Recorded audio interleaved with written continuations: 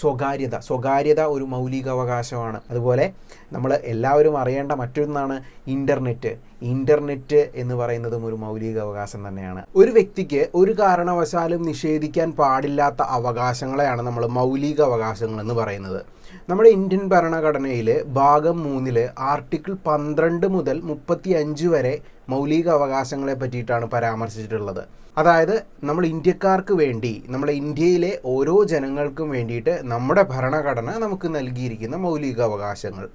പക്ഷേ നിർഭാഗ്യവശാൽ ഇന്ത്യയിൽ ജീവിക്കുന്ന അല്ലെങ്കിൽ ഇന്ത്യക്കാരായിട്ടുള്ള ജനങ്ങളിൽ ഒരു 70% മുകളിൽ വരുന്ന ജനങ്ങൾക്കും നമ്മുടെ ഭരണഘടന നമുക്ക് നൽകിയിരിക്കുന്ന മൗലിക അവകാശങ്ങൾ ഏതൊക്കെയാണ് എന്നുള്ള പ്രാഥമിക അറിവ് പോലും ഇല്ല എന്നുള്ളത് വളരെ വിഷമകരമായിട്ടുള്ളൊരു കാര്യമാണ്.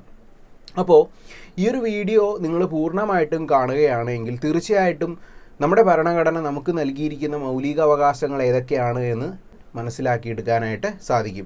നാളെ ഒരാൾ നിങ്ങളെ ചൂഷണം ചെയ്യാതിരിക്കാൻ, അല്ലെങ്കിൽ ഒരു മൗലികാവകാശ ലംഘനം കണ്ടിട്ടുണ്ട് എങ്കിൽ അത് മൗലികാവകാശ ലംഘനമാണ് എന്ന് പറയാൻ, അതിനെതിരെ പ്രതികരിക്കാനൊക്കെ ഈ വീഡിയോ നിങ്ങൾക്ക് ഉപകരിക്കും. അപ്പോൾ തീർച്ചയായിട്ടും കാണുക. ഓരോ ഇന്ത്യക്കാരനും മനസ്സിലാക്കിയിരിക്കേണ്ട നമ്മുടെ ഭരണഘടന നമുക്ക് നൽകിയിരിക്കുന്ന മൗലികാവകാശങ്ങൾ ഏതൊക്കെയാണ് എന്ന് നമുക്കൊന്ന് നോക്കാം. അപ്പോൾ ഞാൻ ആദ്യം പറഞ്ഞതുപോലെ ആർട്ടിക്കിൾ 12 മുതൽ 35 വരെയാണ് മൗലികാവകാശങ്ങളെക്കുറിച്ചിട്ട് നമ്മുടെ ഭരണഘടനയിൽ പറഞ്ഞിട്ടുള്ളത്. പക്ഷേ നമ്മൾ, അതായത് സാധാരണക്കാരായ ആളുകൾ ആർട്ടിക്കിൾ 14 മുതൽ അങ്ങ് നോക്കിയാൽ മതി. ആർട്ടിക്കിൾ 12, 13 വലിയ കാര്യമായിട്ട് നമ്മൾ എടുക്കണം എന്നില്ല.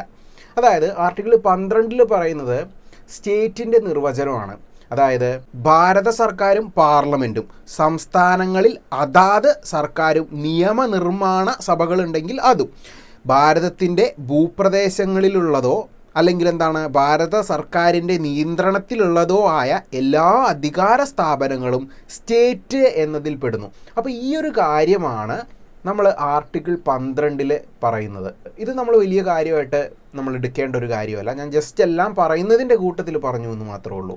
ഇനി ആർട്ടിക്കിൾ 13 പറയുന്നത് എന്താണ് എന്ന് ചോദിച്ചിട്ടുണ്ടെങ്കിൽ, നമ്മുടെ നിയമനിർമ്മാണ സഭകളുണ്ടല്ലോ, നിയമങ്ങൾ പാസ്സാക്കുന്ന സഭകൾ.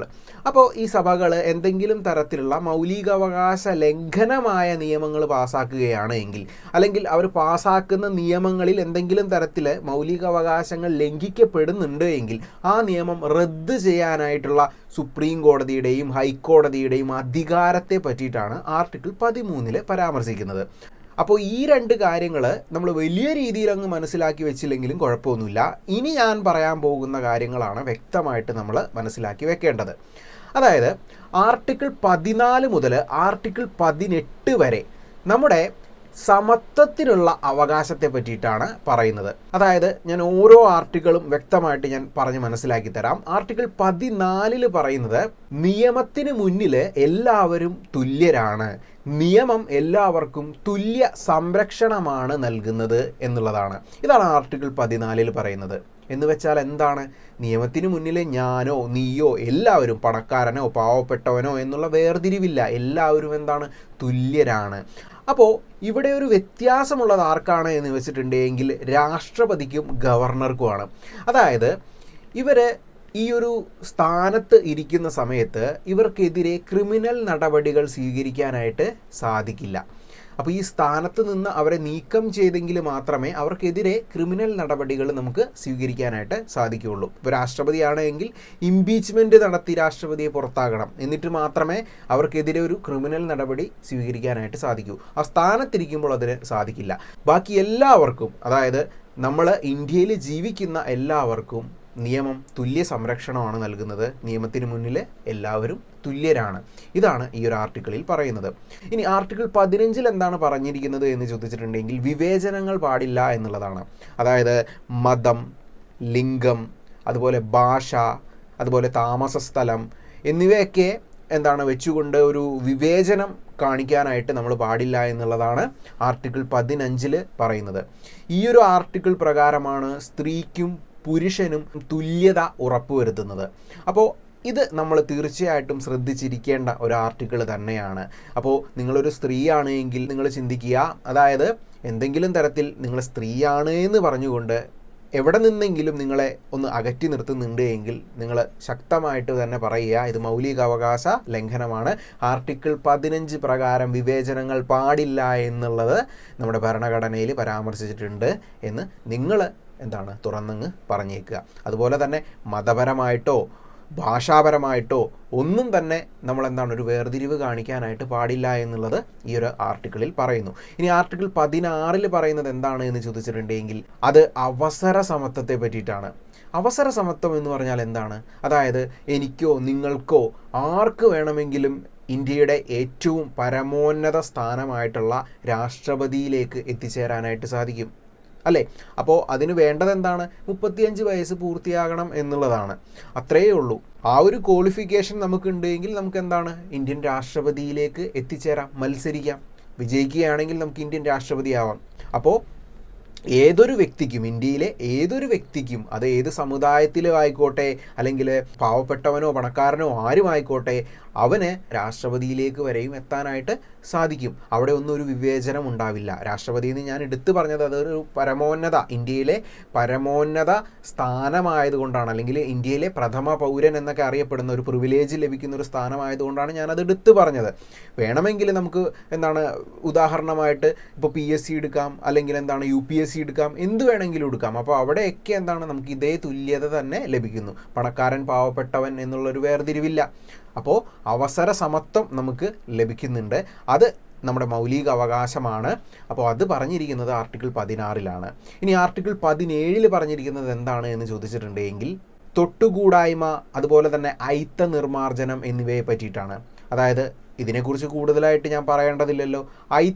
അയിത്തം നിങ്ങളെ കൽപ്പിക്കുന്നുണ്ട് എങ്കിൽ, അല്ലെങ്കിൽ ആരെങ്കിലും അയിത്തത്തിൻ്റെ പേരിൽ നിങ്ങളെ എവിടെ നിന്നെങ്കിലും മാറ്റി നിർത്തുന്നുണ്ട് എങ്കിൽ നിങ്ങൾ പറയുക, ശക്തമായി എതിർക്കുക, ഇത് മൗലിക അവകാശ ലംഘനമാണെന്ന് പറയുക. അങ്ങനെ മാറ്റി നിർത്തപ്പെടുകയാണെങ്കിൽ നിങ്ങൾ ധൈര്യമായിട്ട് പോയി സുപ്രീം കോടതിയിലോ ഹൈക്കോടതിയിലോ കേസ് ഫയൽ ചെയ്യുക. അപ്പോൾ നിങ്ങളൊരു കാര്യം ഇവിടെ ഒന്ന് ഓർത്തു വെക്കുക. അതായത് മൗലിക അവകാശ ലംഘനമാണ് എങ്കിൽ നിങ്ങൾക്ക് നേരിട്ട് സുപ്രീം കോടതിയെയും ഹൈക്കോടതിയെയും സമീപിക്കാനായിട്ട് സാധിക്കും.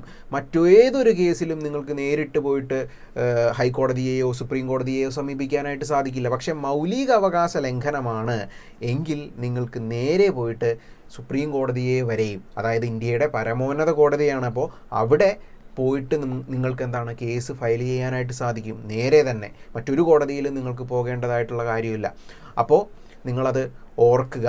അപ്പോൾ എന്തെങ്കിലും തരത്തിലുള്ള മൗലികാവകാശ ലംഘനം നിങ്ങൾ നേരിടുകയാണ് എങ്കിൽ നിങ്ങൾ ധൈര്യമായിട്ട് കേസ് കൊടുക്കുക. ഓക്കെ, അതിന് നമ്മൾ ആരെയും പേടിക്കേണ്ട കാര്യമില്ല. മൗലികാവകാശം നമ്മുടെ ഭരണഘടന നമുക്ക് നൽകിയിരിക്കുന്ന അവകാശമാണ്. അപ്പോൾ അത് ആരെങ്കിലും നിഷേധിക്കുന്നുണ്ട് എങ്കിൽ നിങ്ങൾ പ്രതികരിക്കുക തന്നെ വേണം. അപ്പോൾ ആർട്ടിക്കിൾ 17 പറഞ്ഞിരിക്കുന്നത് അയിത്തത്തെ പറ്റിയിട്ടാണ്, അയിത്ത നിർമ്മാർജ്ജനത്തെ പറ്റിയിട്ടാണ്. ഇനി ആർട്ടിക്കിൾ 18 പറഞ്ഞിരിക്കുന്നത് പദവി നാമങ്ങൾ നിർത്തലാക്കുന്നതിനെ കുറിച്ചാണ്.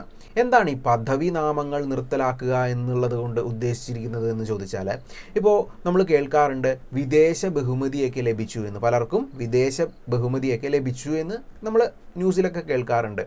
അപ്പോൾ ഈ ബഹുമതികളൊന്നും നമ്മുടെ പേരിനൊപ്പം നമ്മൾ കൊണ്ടു നടക്കാനായിട്ട് പാടില്ല. അവിടെ തുല്യതയ്ക്കൊരു വ്യത്യാസം വരികയാണ്. അതുകൊണ്ട് ഇപ്പോൾ നമുക്കൊരു ഫ്രഞ്ച് സർക്കാരിൻ്റെ ഒരു അവാർഡ് കിട്ടിയെന്ന് വിചാരിക്കുക. നമ്മൾ ആ ഒരു അവാർഡ് ലഭിച്ചു എന്ന് മറ്റുള്ളവരെ അറിയിക്കാൻ വേണ്ടിയിട്ട് നമ്മുടെ പേരിനൊപ്പം ആ ഒരു അവാർഡിൻ്റെ പേര് കൂടി കൂട്ടി നടക്കാനായിട്ട് പാടുള്ളതല്ല. അല്ലെങ്കിൽ നമ്മുടെ പേരിനൊപ്പം, പേരിന് മുൻപോ പിൻപോ ആ ഒരു അവാർഡ്, അത് വിദേശ സർക്കാർ നൽകിയതായിക്കോട്ടെ ഇന്ത്യൻ സർക്കാർ നൽകിയതായിക്കോട്ടെ, ആ ഒരു പേരിന് മുൻപോ പിൻപോ ആ ഒരു അവാർഡിൻ്റെ പേര് വെക്കാനായിട്ട് സാധിക്കില്ല. ഇനിയിപ്പോൾ അഥവാ പത്മ അവാർഡുകളോ ഭാരതരത്ന പോലുള്ള അവാർഡുകളോ ലഭിക്കുകയാണെങ്കിൽ അതെല്ലാം നമുക്ക് നമ്മുടെ പേരിന് മുന്നിൽ വെക്കാമെന്നും പറയുന്നുണ്ട്.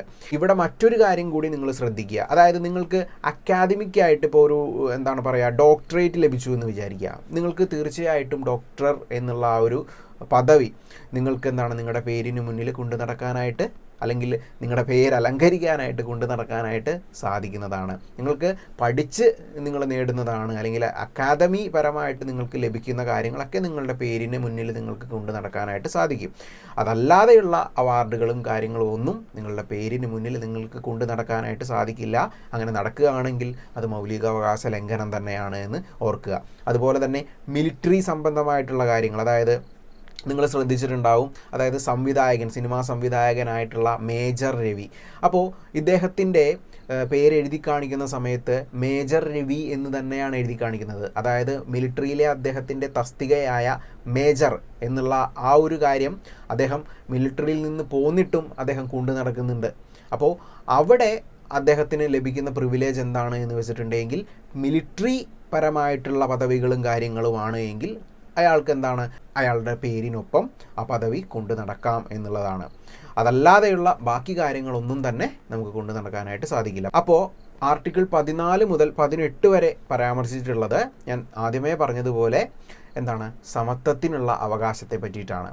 ഇനി ആർട്ടിക്കിൾ 19 മുതൽ ആർട്ടിക്കിൾ 22 വരെ പരാമർശിച്ചിരിക്കുന്നത് സ്വാതന്ത്ര്യത്തിനായിട്ടുള്ള അവകാശത്തെ പറ്റിയിട്ടാണ്. അതായത് ആർട്ടിക്കിൾ 19 ഒരു 6 മൗലിക സ്വാതന്ത്ര്യം നമുക്ക് നൽകുന്നുണ്ട്. 19(1)(a), 19(1)(b) അങ്ങനെ ഒരു 6 മൗലിക സ്വാതന്ത്ര്യങ്ങൾ നമ്മുടെ ഭരണഘടന നമുക്ക് നൽകുന്നുണ്ട്.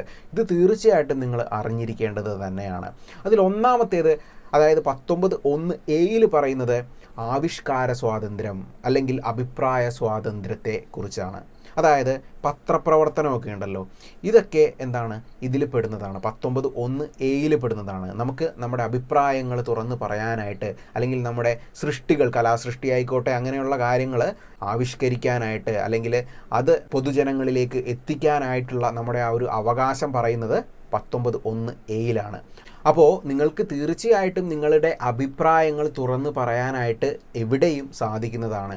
ഒരു ഗവൺമെൻറ്റിനും അത് തടുക്കാനായിട്ട് സാധിക്കില്ല. കാരണം അത് നിങ്ങളുടെ മൗലിക അവകാശമാണ്. അപ്പോൾ അഭിപ്രായ സ്വാതന്ത്ര്യം അല്ലെങ്കിൽ ആവിഷ്കാര സ്വാതന്ത്ര്യം അത് നിങ്ങളുടെ മൗലിക അവകാശമാണ് എന്ന് ഓർക്കുക.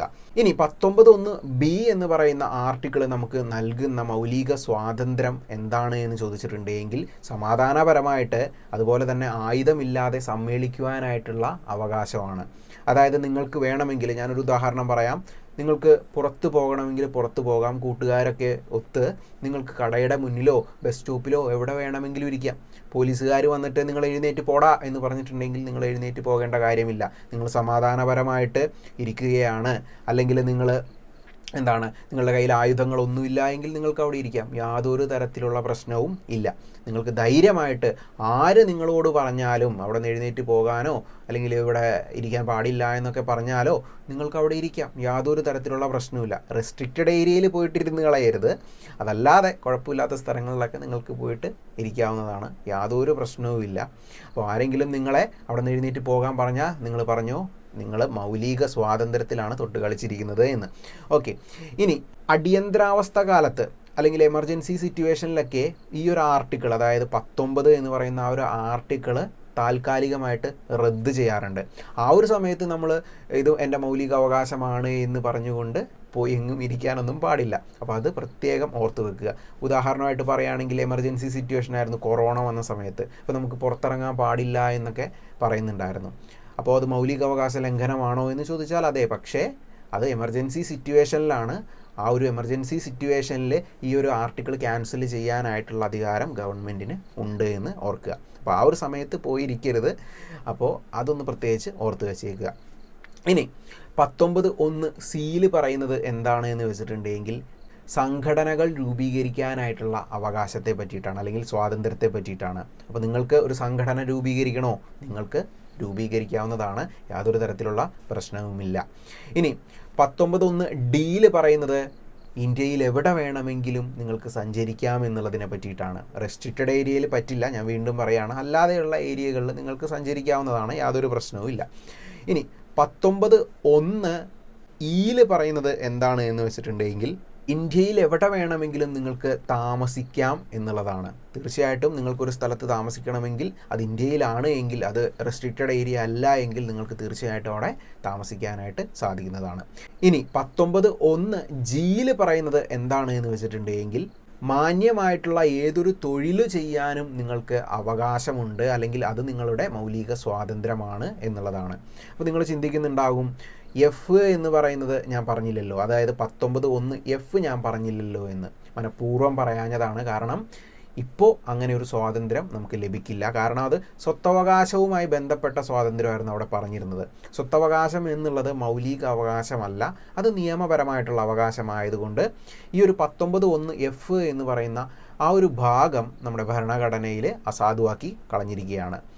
സ്വത്തവകാശത്തെക്കുറിച്ച് പറയുകയാണെങ്കിൽ സ്വത്തവകാശം എന്നുള്ളത് നമ്മുടെ മൗലിക അവകാശമായിരുന്നു ഭരണഘടന വരുന്ന സമയത്ത്. അന്ന് നമ്മുടെ മൗലിക അവകാശങ്ങൾ 7 എണ്ണമാണ് ഉണ്ടായിരുന്നത്. പക്ഷെ നിലവിൽ 6 മൗലിക അവകാശങ്ങളേ ഉള്ളൂ.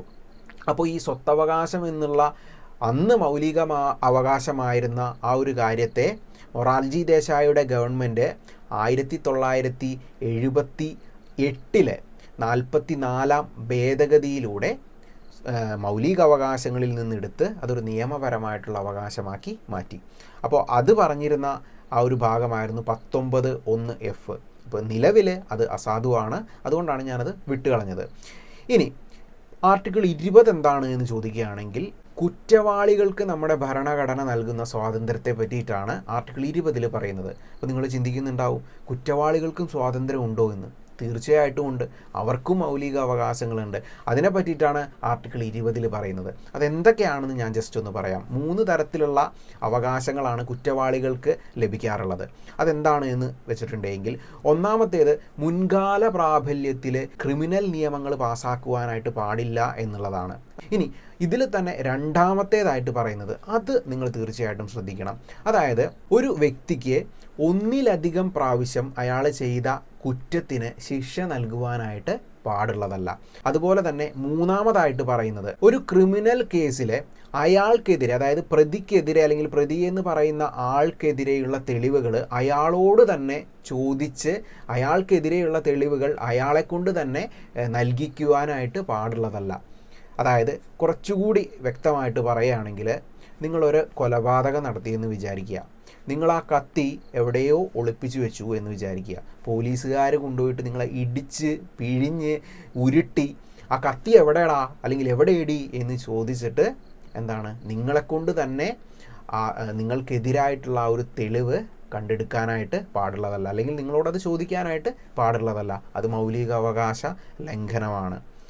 നമ്മൾ പല സിനിമകളിലും കാണാറുണ്ട്, കത്തി എവിടെടാ എന്ന് ചോദിക്കുന്നത് കൊലപാതകമൊക്കെ കഴിഞ്ഞിട്ടുണ്ടെങ്കിൽ, അല്ലെങ്കിൽ ക്രിമിനൽ കേസുകളാണെങ്കിൽ പ്രതിയോട് തന്നെ അയാൾക്കെതിരെയുള്ള തെളിവുകൾ നൽകാനായിട്ട് ആവശ്യപ്പെടുന്നതൊക്കെ നമ്മൾ കേട്ടിട്ടുണ്ട്. അപ്പോൾ അത് പോസിബിൾ അല്ല, ശരിക്കും അത് മൗലിക അവകാശ ലംഘനമാണ്. പക്ഷേ അവരത് ചോദിക്കും. ശരിക്കും ചോദിക്കാൻ പാടില്ല, അവരത് ചോദിക്കും. അവർക്ക് ആ കേസ് തെളിയിക്കാൻ വേണ്ടിയിട്ടാണ് അവരതങ്ങനെ ചെയ്യുന്നത്. കോടതി ഒരിക്കലും പക്ഷേ നിങ്ങളോടത് ചോദിക്കില്ല. നിങ്ങൾക്കെതിരെയുള്ള തെളിവുകൾ നിങ്ങളെക്കൊണ്ട് നൽകുവാനായിട്ട് കോടതി ഒരിക്കലും നിർബന്ധിക്കില്ല. ഓക്കെ, അപ്പോൾ ഇതാണ്, ഈ 3 കാര്യങ്ങളാണ് കുറ്റവാളികൾക്ക് നമ്മുടെ ഭരണഘടന നൽകുന്ന മൗലിക അവകാശങ്ങൾ എന്ന് പറയാനായിട്ട് സാധിക്കും.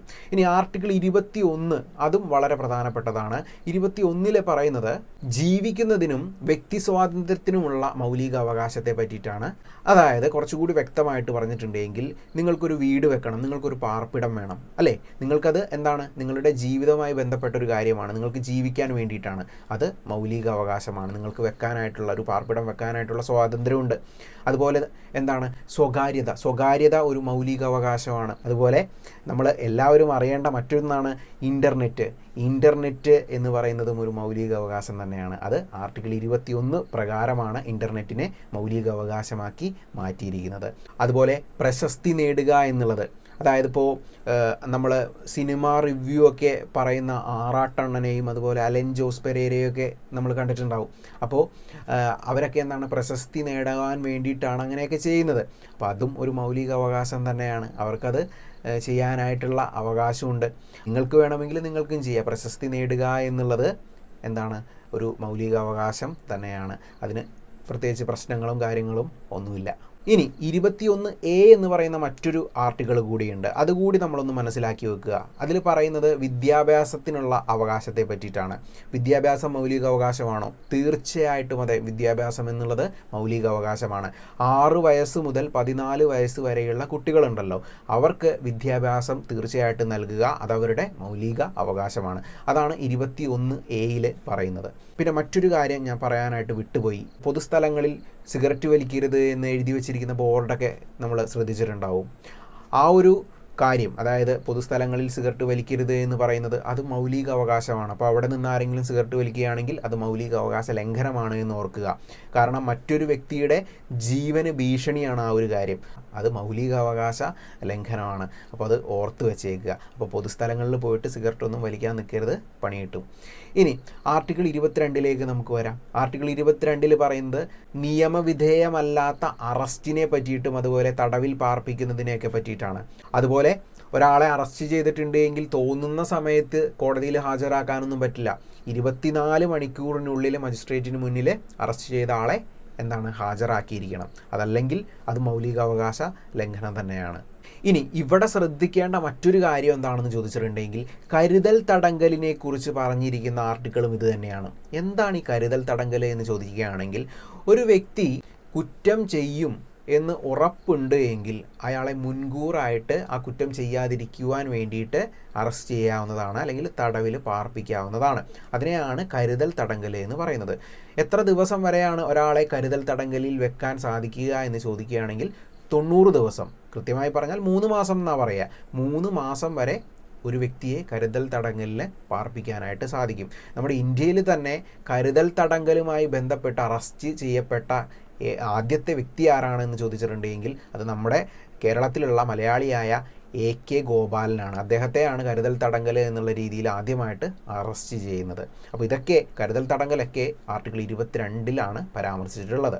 ഇനി ആർട്ടിക്കിൾ 23 മനുഷ്യക്കടത്ത്, അതുപോലെ തന്നെ അടിമത്തം, അതുപോലെ നിർബന്ധിച്ച് ജോലി എടുപ്പിക്കൽ, ഇതൊക്കെ മൗലികാവകാശ ലംഘനം തന്നെയാണ്. ആർട്ടിക്കിൾ 23 പ്രകാരം ഇതൊക്കെ ലംഘനങ്ങൾ, മൗലികാവകാശ ലംഘനങ്ങളിൽ പെടുന്ന കാര്യങ്ങളാണ്. ഇനി ആർട്ടിക്കിൾ 24 പറയുന്നത് ബാലവേലയെ പറ്റിയിട്ടാണ്. ബാലവേലയും തീർച്ചയായിട്ടും മൗലികാവകാശ ലംഘനം തന്നെയാണെന്ന് ഓർക്കുക. 14 വയസ്സിൽ താഴെയുള്ള കുട്ടികളെ ഏതെങ്കിലും വ്യവസായശാലയിലോ ഖനിയിലോ അപായ സാധ്യതയുള്ള മറ്റേതെങ്കിലും ഇടങ്ങളിലോ തൊഴിലെടുപ്പിക്കുന്നത് നിരോധിക്കുന്നു. ഇതിനെയാണ് ബാലവേല എന്ന് പറയുന്നത്. അതല്ലാതെ അവൻ വീട്ടിൽ 14 വയസ്സിന് താഴെയുള്ളൊരു പയ്യനാണ്, അവൻ വീട്ടിലെന്തെങ്കിലും ജോലി എടുക്കുകയാണെങ്കിൽ അതൊന്നും ബാലവേലയിൽ പെടുന്നൊരു കാര്യമല്ല. ആർട്ടിക്കിൾ 25 മുതൽ ആർട്ടിക്കിൾ 28 വരെ മതസ്വാതന്ത്ര്യത്തിനുള്ള അവകാശത്തെ പറ്റിയിട്ടാണ് പരാമർശിക്കുന്നത്. അതായത് ഇഷ്ടമുള്ള മതത്തിൽ വിശ്വസിക്കുന്നതിനും ആചരിക്കുന്നതിനും പ്രചരിപ്പിക്കുന്നതിനുമുള്ള അവകാശം നമുക്കുണ്ട്. ആ അവകാശം എന്താണ്? അത് മൗലിക അവകാശമാണ് എന്ന് നമ്മൾ ഓർത്തു വെക്കുക. അപ്പോൾ അതൊക്കെ ഈ ആർട്ടിക്കിളിലാണ്, അതായത് ആർട്ടിക്കിൾ 25 പരാമർശിച്ചിട്ടുള്ളത്.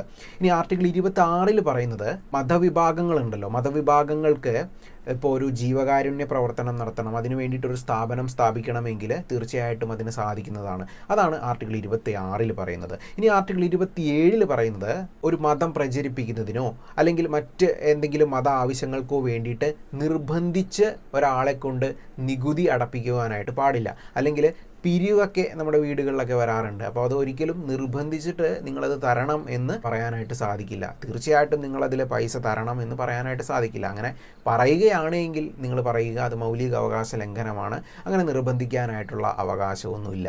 നിങ്ങൾക്ക് നിങ്ങളുടെ മതം പ്രചരിപ്പിക്കാൻ പ്രശ്നമില്ല, പക്ഷേ ഒരിക്കലും ഞങ്ങളെ നിർബന്ധിക്കാനായിട്ടോ അല്ലെങ്കിൽ ഞങ്ങളെ നിർബന്ധിച്ച് നികുതി അടപ്പിക്കുവാനായിട്ടോ നിങ്ങൾക്ക് സാധിക്കുന്നതല്ല എന്ന് നിങ്ങൾ പറയുക. ഇനി ആർട്ടിക്കിൾ 28 പറയുന്നത് ഗവൺമെൻറ് സ്ഥാപനങ്ങളോ അല്ലെങ്കിൽ വിദ്യാഭ്യാസ സ്ഥാപനങ്ങളിലോ ഒന്നും മതം പ്രചരിപ്പിക്കുവാനായിട്ട് പാടില്ല എന്നുള്ളതാണ്. അതായത് അവിടെ ഒന്നും ഒരു മതവും, അതായത് ഹിന്ദു മതമായിക്കോട്ടെ, ഇസ്ലാം മതമായിക്കോട്ടെ, ക്രിസ്ത്യൻ മതമായിക്കോട്ടെ, അങ്ങനെ ഏതൊരു മതമായിക്കോട്ടെ ഈ ഗവൺമെൻറ് സ്ഥാപനങ്ങളിലോ അല്ലെങ്കിൽ ഗവൺമെൻറ് വിദ്യാലയങ്ങളിലോ ഒന്നും അതുമായി ബന്ധപ്പെട്ട ഒരു ആചാരങ്ങളും കുട്ടികളിലേക്ക് എത്തിക്കുവാനായിട്ട് പാടില്ല എന്നുള്ളതാണ് ആർട്ടിക്കിൾ 28 പറയുന്നത്. ഇനി ആർട്ടിക്കിൾ 29, ആർട്ടിക്കിൾ 30 ഈ ആർട്ടിക്കിളുകളിൽ പറയുന്നത് സാംസ്കാരികവും വിദ്യാഭ്യാസപരമായിട്ടുള്ള അവകാശത്തെ പറ്റിയിട്ടാണ്. അപ്പോൾ അതും ഒരു മൗലിക അവകാശം തന്നെയാണ്. അപ്പോൾ ആർട്ടിക്കിൾ 29 പറയുന്നത് ന്യൂനപക്ഷ വിഭാഗങ്ങളുടെ താല്പര്യങ്ങൾ സംരക്ഷിക്കുന്നതിനെ കുറിച്ചിട്ടാണ്. അതായത് ന്യൂനപക്ഷ വിഭാഗങ്ങളുടെ ഭാഷ, ലിപി ഇതൊക്കെ സംരക്ഷിക്കുവാനായിട്ടുള്ള അവരുടെ അവകാശത്തെ പറ്റിയിട്ടാണ് ആർട്ടിക്കിൾ 29 പറയുന്നത്. ഇനി ആർട്ടിക്കിൾ 30 പറയുന്നത് ന്യൂനപക്ഷ വിഭാഗങ്ങൾക്ക് വിദ്യാഭ്യാസ സ്ഥാപനങ്ങൾ ആരംഭിക്കുന്നതിനുള്ള അവകാശത്തെ പറ്റിയിട്ടാണ്. ഇനി ആർട്ടിക്കിൾ 31 അത് ഞാനിവിടെ പറയുന്നില്ല, കാരണം അത് സ്വത്തവകാശത്തെ പറ്റിയിട്ടുള്ള ആർട്ടിക്കിളായിരുന്നു. സ്വത്തവകാശം ഇന്ന് മൗലികാവകാശമല്ല, അതുകൊണ്ട് ഈ ആർട്ടിക്കിൾ ഇപ്പോൾ അസാധുവാണ്. ഇനി ആർട്ടിക്കിൾ 32 കടക്കുകയാണെങ്കിൽ മൗലിക അവകാശങ്ങളിൽ മൗലികമായത് എന്നറിയപ്പെടുന്ന ആർട്ടിക്കിളാണ് ആർട്ടിക്കിൾ 32. എന്തെങ്കിലും തരത്തിൽ നിങ്ങൾ മൗലികാവകാശ ലംഘനത്തിന് ഇരയാവുകയാണ്, നിങ്ങളുടെ മൗലികാവകാശങ്ങൾ ആരെങ്കിലും തടസ്സപ്പെടുത്തുകയാണ് എങ്കിൽ നിങ്ങൾക്ക് കോടതിയെ സമീപിക്കാനായിട്ട് സാധിക്കുമെന്ന് പറയുന്ന ആർട്ടിക്കിളാണ് ആർട്ടിക്കിൾ 32. അപ്പോൾ നിങ്ങളുടെ മൗലികാവകാശങ്ങൾ ഏതെങ്കിലും വ്യക്തി തടസ്സപ്പെടുത്തുന്നുണ്ട് എങ്കിൽ നിങ്ങൾ തീർച്ചയായിട്ടും പ്രതികരിക്കുക. നിങ്ങൾ തീർച്ചയായിട്ടും ആർട്ടിക്കിൾ 32 പ്രകാരം സുപ്രീം കോടതിയെ സമീപിക്കുക.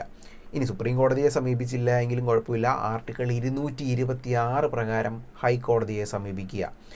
മൗലികാവകാശങ്ങൾ ഒരിക്കലും ഒരു കാരണവശാലും നിഷേധിക്കാൻ പാടില്ലാത്തതാണ്. അങ്ങനെ നിഷേധിക്കുകയാണ് എങ്കിൽ നിങ്ങൾ അതിനെതിരെ പ്രതികരിക്കുക. ഈ ആർട്ടിക്കിൾ 32 പ്രകാരമാണ് ഇപ്പോൾ എന്തെങ്കിലും തരത്തിലുള്ള മൗലികാവകാശ ലംഘനം നിങ്ങൾക്ക് നേരിടേണ്ടി വന്നിട്ടുണ്ട് എങ്കിൽ നിങ്ങളെ സഹായിക്കുന്നതിന് വേണ്ടിയിട്ട് കോടതി, അതായത് സുപ്രീം കോടതിയോ ഹൈക്കോടതിയോ റിട്ടുകൾ പുറപ്പെടുവിക്കുന്നത്.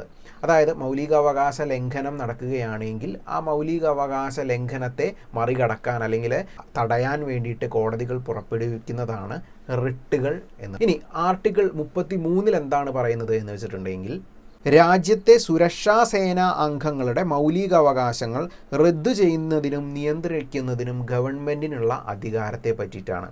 ഓക്കെ, അതായത് രാജ്യത്തെ സുരക്ഷാ സേനയിലുള്ള ആളുകൾക്കൊക്കെ എന്താണ് അവരുടെ മൗലികാവകാശങ്ങൾ താൽക്കാലികമായിട്ട് റദ്ദ് ചെയ്യാനായിട്ടുള്ള അധികാരം ഗവൺമെൻറ്റിനുണ്ട്. അപ്പോൾ ആ കാര്യമാണ് ആർട്ടിക്കിൾ 33 പറയുന്നത്.